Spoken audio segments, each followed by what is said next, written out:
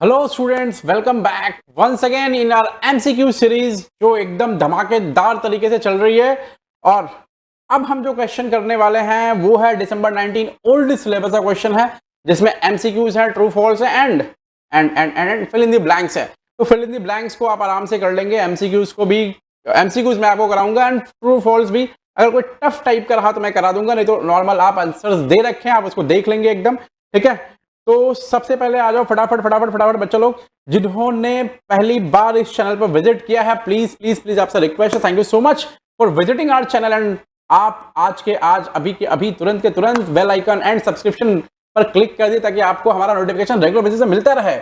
उसके बाद जो लोग लूप में देख रहे हैं वीडियोस, प्लीज भाई शेयर करो, और आप भी जो पहली बार आए वो भी शेयर करें, लोगों से अच्छा लगे तो।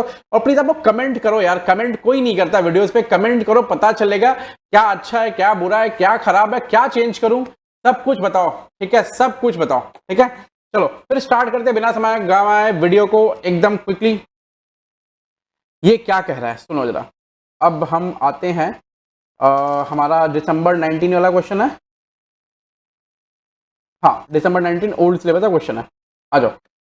When stock is valued at cost in one accounting period, ठीक है, and lower eight of cost and NRB in one accounting period, ठीक है। मतलब एक अकाउंटिंग पीरियड पे कॉस्ट पे वैल्यू कर रहा है, दूसरे अकाउंटिंग पीरियड पे lower of cost and NRB value कर रहा है। तो ये क्या चीज है, ठीक है। प्रूडेंस प्रिंसिपल कॉन्फ्लिक्ट कर रहा है कंसिस्टेंसी प्रिंसिपल पे, मैचिंग प्रिंसिपल कॉन्फ्लिक्ट कर रहा है कंसिस्टेंसी प्रिंसिपल पे, कंसिस्टेंसी प्रिंसिपल कॉन्फ्लिक्ट कर रहा है अकाउंटिंग पीरियड एजम्पशन पे, या नन ऑफ द अबव है। सुनो, सबसे पहले तो बात समझो कि ये lower of cost and NRB क्या होता है। ये प्रूडेंस होता है, और ये कॉस्ट पे अगर मेंटेन कर रहे हैं हर साल, तो कंसिस्टेंसी क्या बोलती है कि हर साल आपको कॉस्ट मेंटेन करना चाहिए, ठीक है। तो कंसिस्टेंसी प्रिंसिपल कॉन्फ्लिक्ट कर रहा है किससे? प्रूडेंस से। ये पहला वाला आंसर हो गया आपका, अब समझ में आई बात। नेक्स्ट मूव करते हैं। Materiality principle is an exception to the. बोला मटेरियलिटी प्रिंसिपल क्या चीज का एक्सेप्शन है? पहले तो मटेरियलिटी प्रिंसिपल क्या बोलता है ये देखो, बोलता है कि only material items need to be disclose. इसमें देखो ऑप्शंस दे रखा है, क्या ऑप्शंस दे रखा है? ऑप्शंस दे रखा है क्या?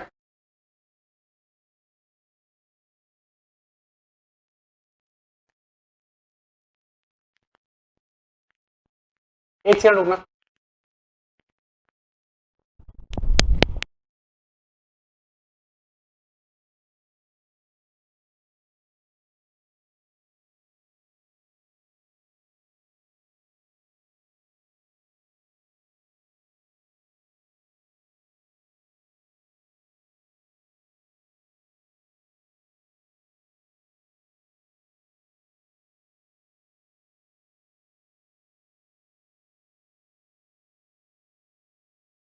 हेलो हेलो हेलो, आ जाओ।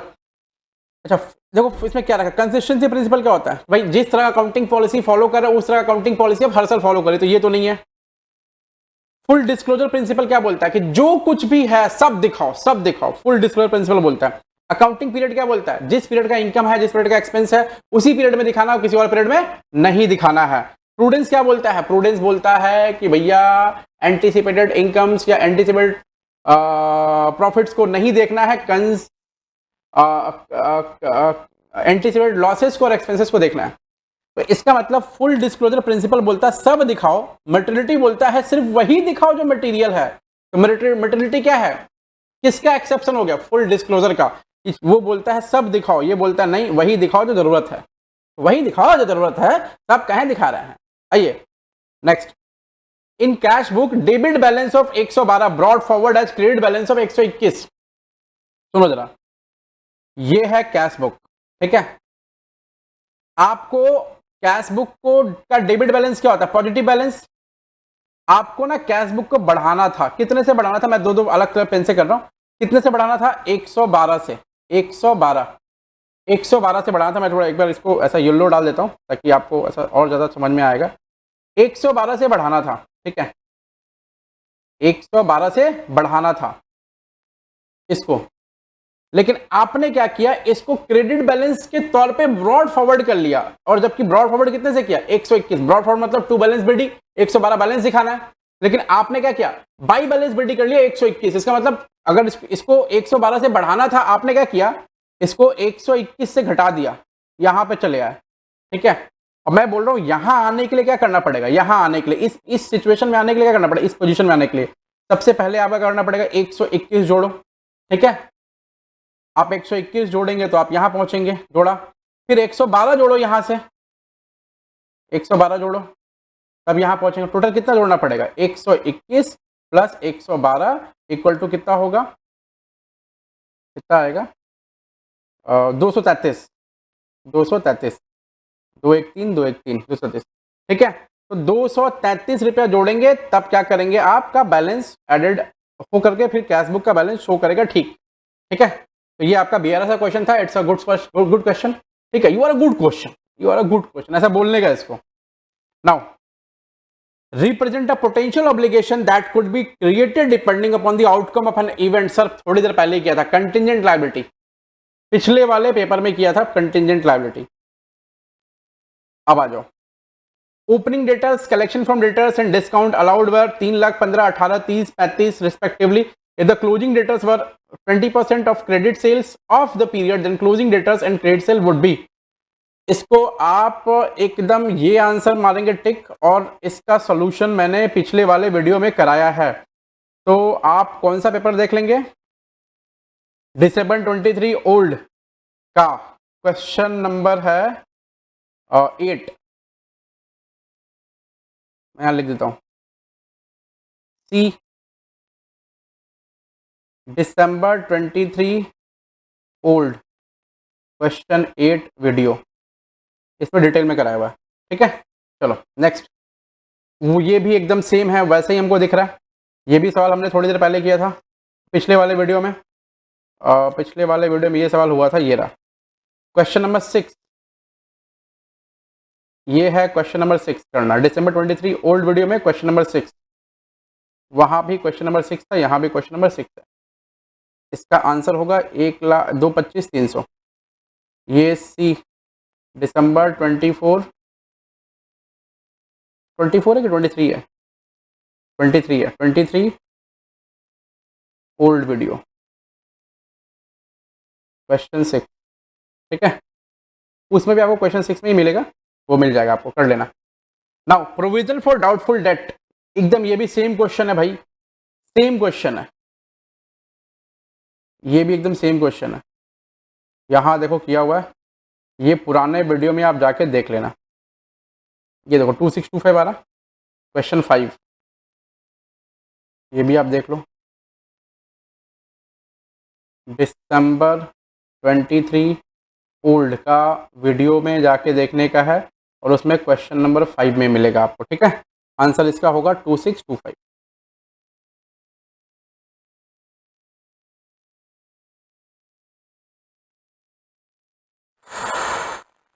उसके बाद आया एक क्वेश्चन, और ये क्वेश्चन क्या कहता है, सर हर क्वेश्चन कुछ कहता है, तो ये भी क्वेश्चन कुछ ना कुछ कहता ही होगा। हाँ सर, ये भी क्वेश्चन कुछ ना कुछ कहता है, बहुत मुश्किल है सर। आइए देखिए क्या क्या कहता है। A and be joint venture में एंटर कर रहे हैं, sharing profit and loss in the ratio 3:2, 3:2 में प्रॉफिट या लॉस शेयर कर रहा है। नाउ ए परचेज करा गुड्स कॉस्टिंग रुपीज 2 लाख रुपया, be sold 95% of goods for rupees 2,50,000। ठीक है, एक ज्वाइंट वेंचर बनाओ, पहले पूछो, देखो क्या पूछ रहा है, ए का शेयर ऑफ प्रॉफिट पूछ रहा है, ज्वाइंट वेंचर बनाओ। ठीक है, अब जो ही बनाओ, मेमोरेंडम ज्वाइंट वेंचर जो ही बनाना बनाओ, एक बार जो ही बनाओ। परचेज कितने का हुआ है, 2 लाख रुपए का। ठीक है, 95% ऑफ गुड्स बिका है 250 में, यानी कि सेल्स कितने का हुआ है, 250। 95% बिका है, मतलब क्लोजिंग स्टॉक कितने का पड़ा हुआ होगा, 2 लाख रुपए का परचेज हुआ, उसमें से 5% बच गया, तो 10,000 रुपया का क्लोजिंग स्टॉक बच गया। ए को कमीशन मिलेगा कितना,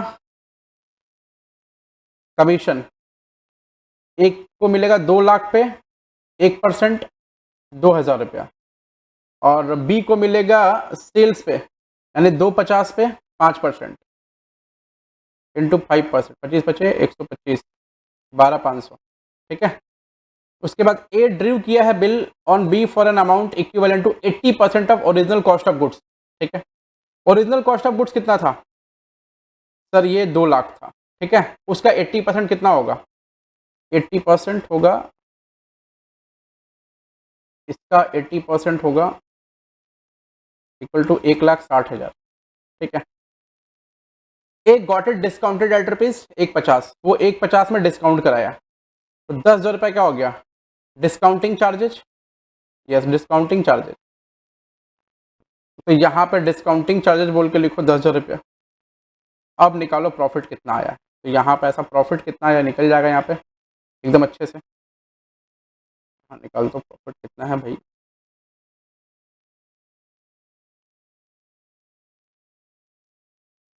प्रॉफिट निकालो यहाँ पे कितना आएगा, 2,60, 2,60,000 माइनस 2,02,000 माइनस 12,500 माइनस 10,000, 35,500। तो 35,500 को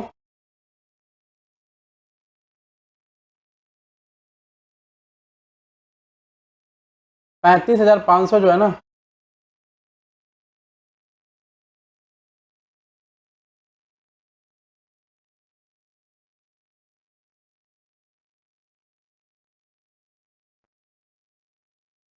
पैंतीस हजार पाँच सौ को 2 पार्ट में बांटो। क्या पूछा है वो? ए का शेयर ऑफ प्रॉफिट पूछा है।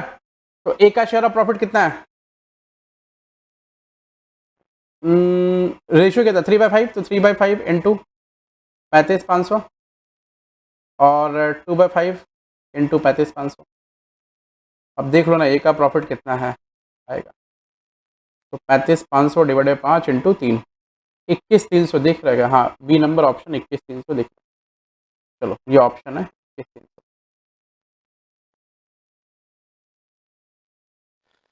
8 के बाद आया 9 नंबर क्वेश्चन। 9 नंबर क्वेश्चन भी मेरे को देखा देखा लग रहा है 6-14 आंसर होगा। ये देखो रिपीटेड क्वेश्चन पूछ दिया, एमसीक्यू भी रिपीटेड पूछ दिया। भाई क्या चल रहा है इनका, ओल्ड सिलेबस में तो कुछ भी चल रहा था इनका। तो रिपीटेड क्वेश्चंस कौन सा है वो मैं देख के बताता हूँ आपको कौन सा है। क्वेश्चन नंबर 7 है, दिसंबर 23 ओल्ड का क्वेश्चन नंबर 7 है। दिसंबर 23 ओल्ड सिलेबस का क्वेश्चन नंबर 7।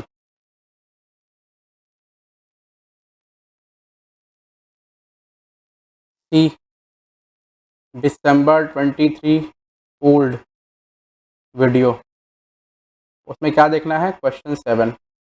चलो आगे बढ़ते हैं।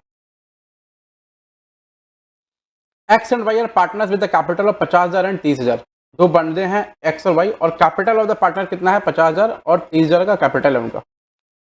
इंटरेस्ट पेबल है 10% पर एनम। तो इंटरेस्ट कितना कितना आएगा? इनका आएगा 5,000 और इनका आएगा 3,000, टोटल कितना होगा? 8,000। प्रॉफिट लेकिन कितना है? 4,800। अब प्रॉफिट 4,800 है, इसका मतलब प्रॉफिट क्या है? इनसफिशियंट है ऐसा। तो उस केस में क्या करना चाहिए? What will be the interest on capital for X and Y? सुनो, उस केस में 4,800 को इंटरेस्ट ऑन कैपिटल के रेशियो में बांटना पड़ता है 5/8, 4,800 इंटू 3/8। तो ये आएगा 8 छक 48, 6 3,000, और ये आएगा 8 छक 48, 18, 1,800 रुपया।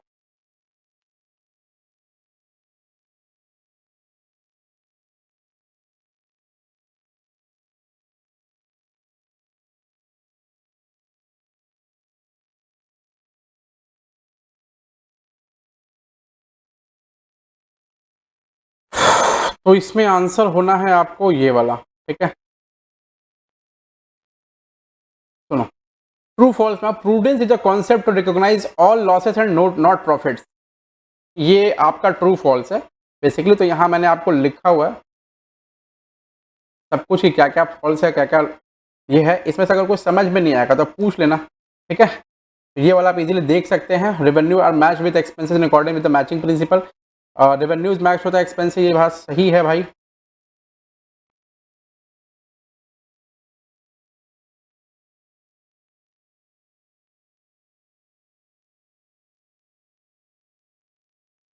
क्या बोला है ये सही, मतलब revenues are match with expenses in according with the matching principal.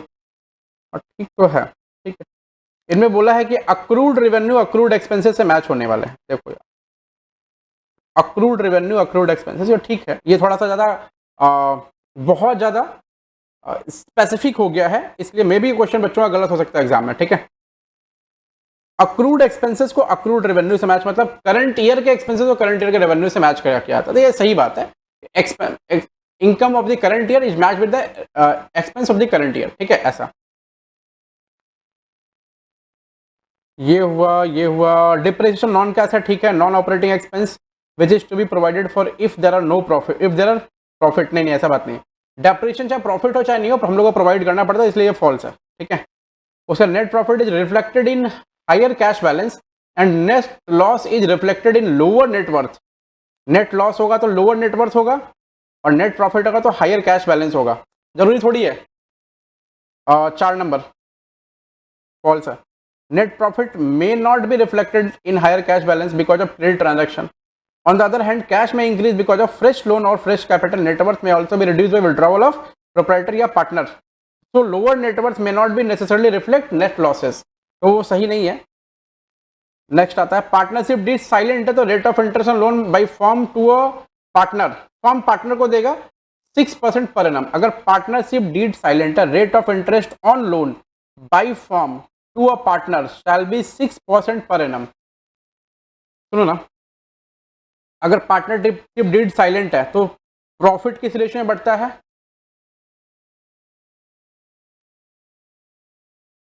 Profit बढ़ता है हमारा इक्वल रेशियो में। इसमें लोगों ने ये लिखा हुआ कि false, the partnership act has not prescribed any rate of interest on loan by firm to partner. भाई ऐसा कुछ नहीं है, ठीक है, ये आंसर ही गलत है। वो डायरेक्टली बोला है कि लोन चाहे फर्म पार्टनर से लिया रहे या फिर किसी और से लिया रहे, वो rate of interest 6% per annum ही लेगा, ठीक है। तो ये ट्रू है, लेकिन वो लिख कर रखा है false. Fill in the blanks में आ जाओ। Method of depreciation is followed to have a uniform charge of depreciation and repairs and maintenance together. अच्छा सुनो, इसमें क्या है, एसएलएम मेथड जो होता है ना, उसमें मानते हैं कि रिपेयरिंग का खर्चा प्लस डेप्रिसिएशन का खर्चा दोनों बराबर है। तो देखो इसमें एसएलएम मेथड दिया है क्या, क्या लिखा, अरे भाई रिड्यूसिंग मेथड कहां से आ गया? एक second. Method of depreciation is followed to have uniform charge of depreciation and repair and maintenance together.